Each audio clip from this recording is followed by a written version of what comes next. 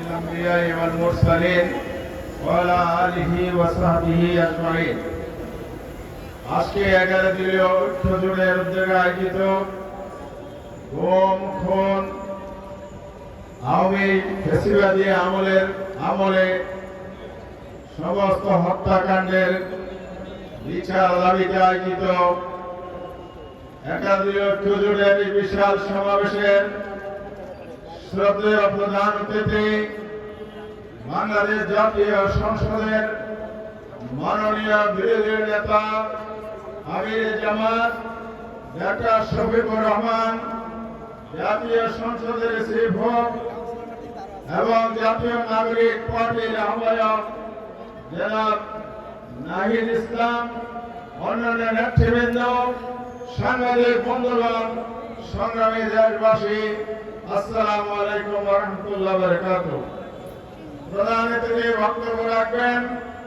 আমি শুধু একটি কথা বলবো যে বিএনপির 100 দিনে দেশে 915টি মানুষ খুন হয়, সেই বিএনপির কাছে বিচার দাবি করে কি লাভ আছে?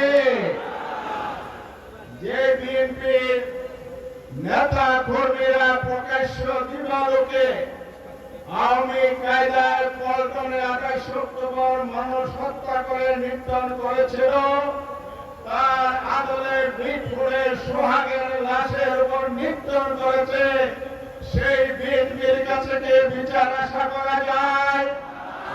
যে বিএনপির শাসন আমলে অন্তর্বর্তীকালীন সরকারের 80টি মামলা ট্রাইব্যুনালে দায়ের হওয়া, 73টি মামলার বিচার কার্যক্রম শুরু করা, 7টি মামলার রায় দিয়েছে, সেগুলো স্তব্ধ করার জন্য দলীয় প্রসিকিউটর নিয়োগ করেছে। সেই বিএনপির কাছে এই বিচার দাবি করে লাভ নেই। তাই আসুন, আমির জামাত যে ঘোষণা দিয়েছেন, আরেকটি বিপ্লবের প্রস্তুতি নিতে হবে।